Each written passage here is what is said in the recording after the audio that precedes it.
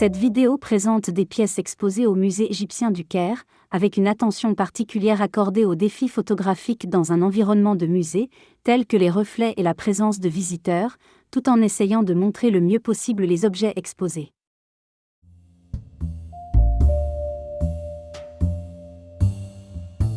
Toutankhamon, bien que pharaon relativement mineur de l'histoire égyptienne et décédé jeune, est sans doute le plus célèbre aujourd'hui.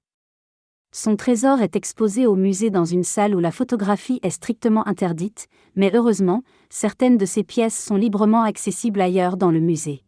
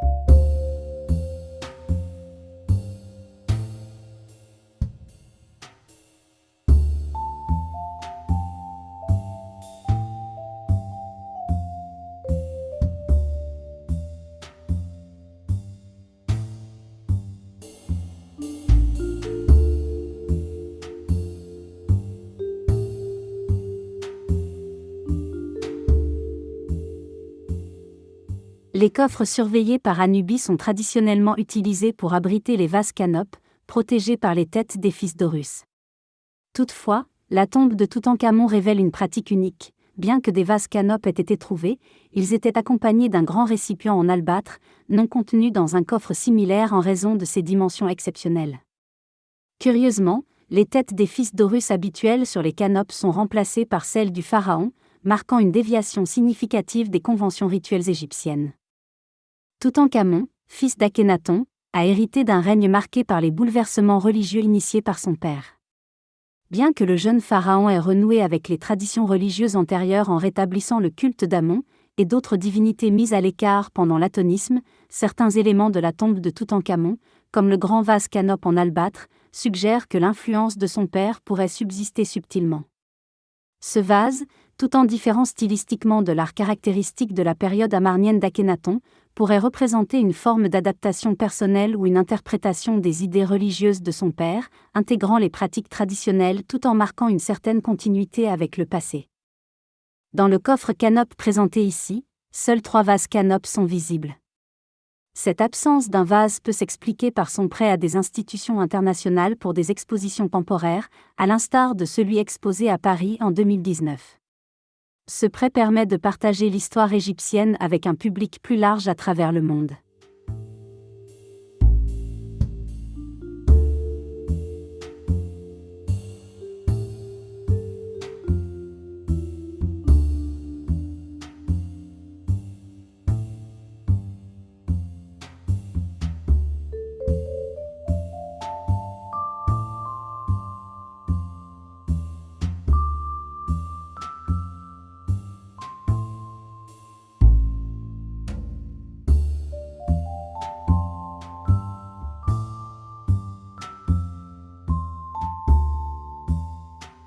Cette statue représente Toutankhamon, le jeune pharaon de l'Égypte ancienne, tenant les symboles traditionnels de pouvoir, le sceptre et le fléau.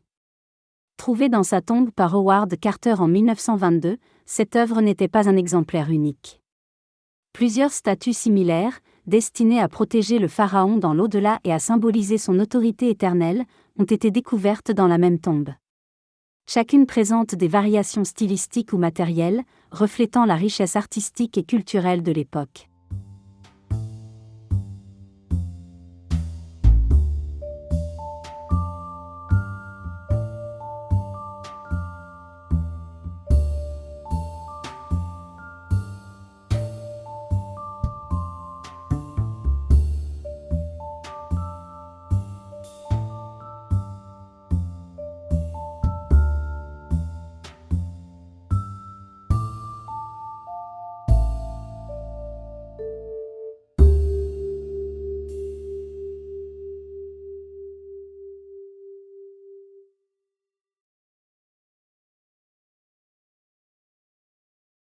Cette statuette représente Khéops, connu pour avoir construit la grande pyramide de Gizeh, l'une des merveilles du monde antique.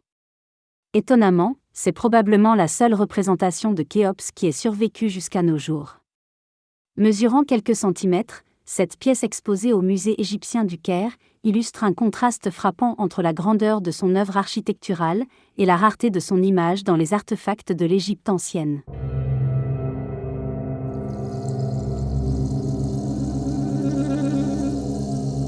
Képhren, fils de Khéops et bâtisseur de la deuxième pyramide de Gizeh, est représenté par des statues significativement plus grandes que celles de son père.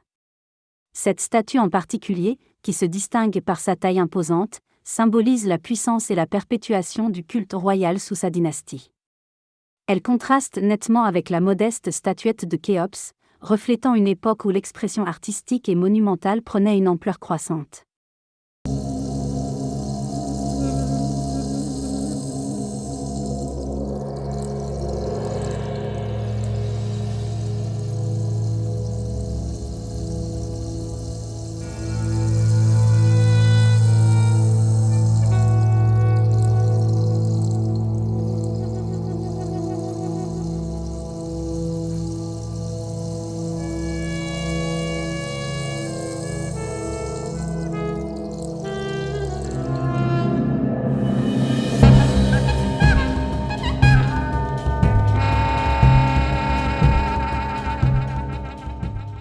Les statues de Triade du roi Mykérinos, découvertes dans son temple de la vallée à Gizeh, illustrent l'union sacrée entre le pharaon et les divinités protectrices de l'Égypte.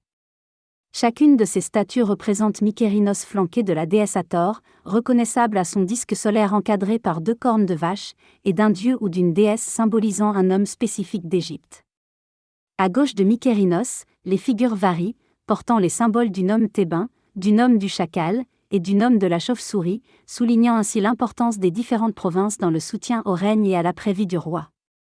Ces œuvres, en growak, datant de la 4e dynastie environ entre 2490 et 2472 avant Jésus-Christ, témoignent de la complexité des croyances religieuses et du système politique de l'Égypte ancienne.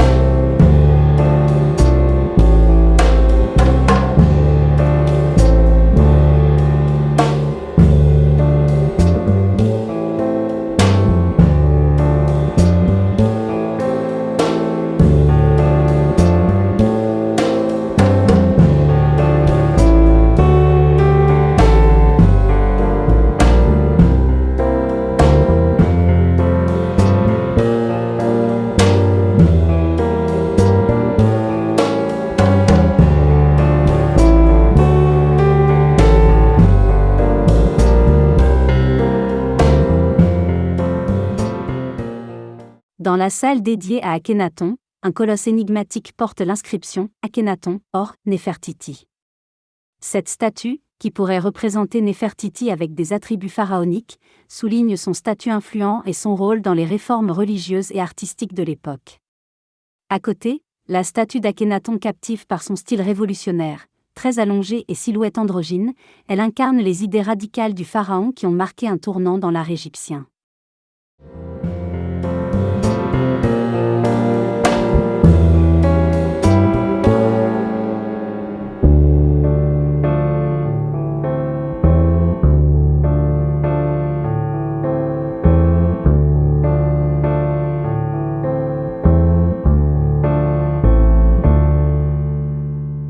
Amenhotep III, également connu sous le nom d'Amnophis III, fut un pharaon influent de la XVIIIe dynastie, période durant laquelle l'Égypte a atteint un sommet de prospérité et de puissance artistique.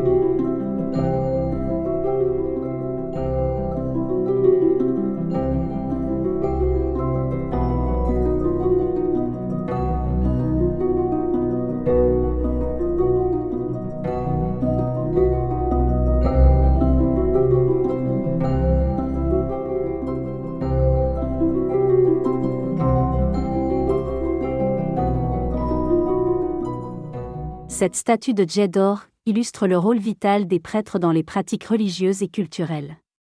Représenté assis, les bras croisés tenant des objets rituels, et entouré de hiéroglyphes, jet d'or symbolise la sagesse et la piété. La vasque à ses pieds, utilisée pour les offrandes, témoigne de l'importance des rituels d'offrande dans la religion égyptienne.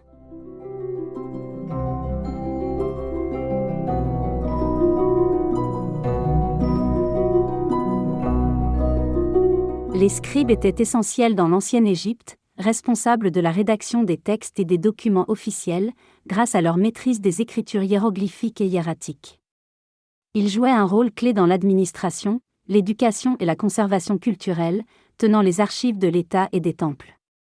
Leur éducation avancée, et leur statut social élevé, les distinguaient comme une élite intellectuelle.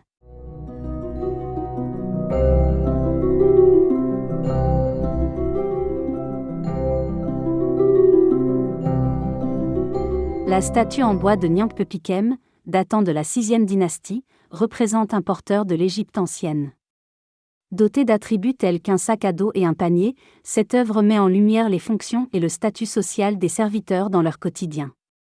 Conservée au musée égyptien du Caire, elle offre un aperçu précieux des pratiques laborieuses et de la structure sociale de l'époque.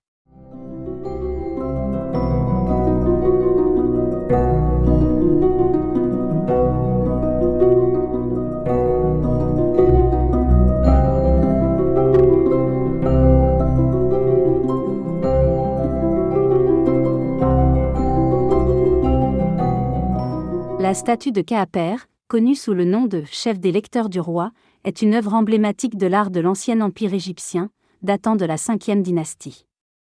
Réalisée en bois, cette statue grandeur nature représente Khéaper dans une posture de marche, capturant avec réalisme les traits et l'expression de ce prêtre de haut rang.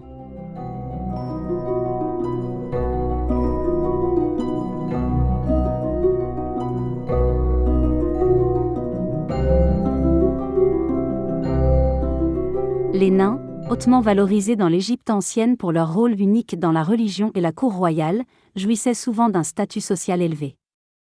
Un exemple illustre est Sénèbe, un nain qui occupait des postes prestigieux, y compris celui de directeur des tissus royaux.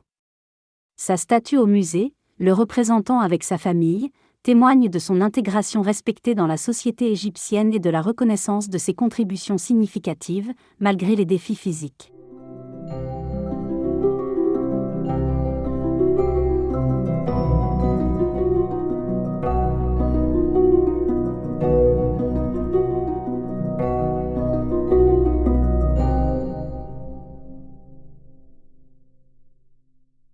Dans l'Égypte ancienne, les masques funéraires étaient bien plus qu'une simple parure.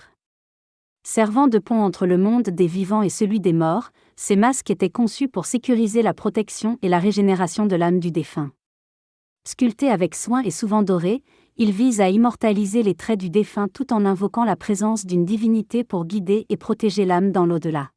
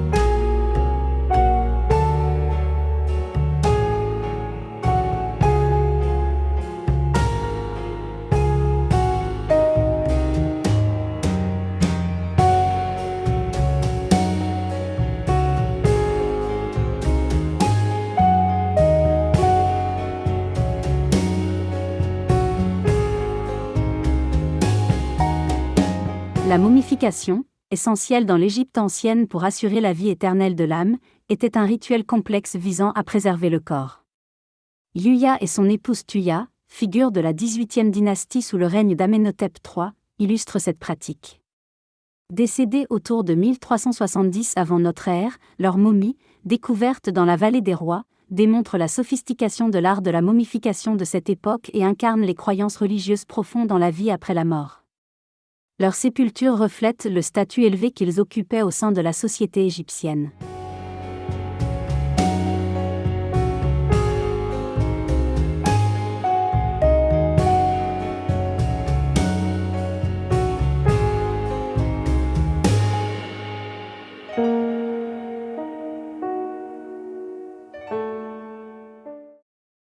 Les momies de la dynastie grecque des Ptolémées, souvent retrouvées en moins bon état que celles de périodes antérieures, suggèrent une évolution des pratiques de momification.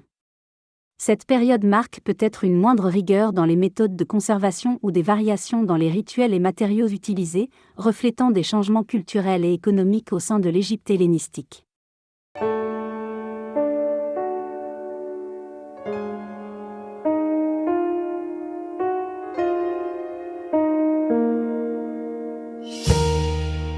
Les sarcophages, du grec sarcophagos signifiant « mangeur de chair », étaient des réceptacles destinés à protéger les corps momifiés dans l'Égypte ancienne.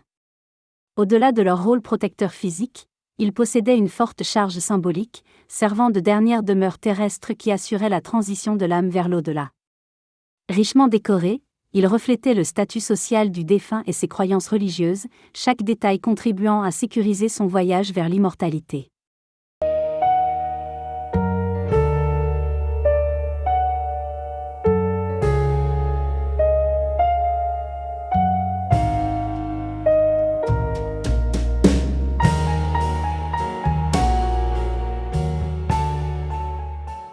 La collection de papyrus du musée témoigne de l'ancienne littérature égyptienne, offrant un aperçu précieux des aspects quotidiens, religieux et administratifs de la vie dans l'Égypte ancienne. Ces documents, écrits en hiéroglyphes, hiératiques et parfois en démotique, contiennent des textes variés, incluant des formules magiques, des hymnes religieux, des textes médicaux, ainsi que des correspondances et des contrats légaux. Leur conservation exceptionnelle permet aux chercheurs et aux visiteurs de plonger dans le passé intellectuel et culturel de cette civilisation millénaire.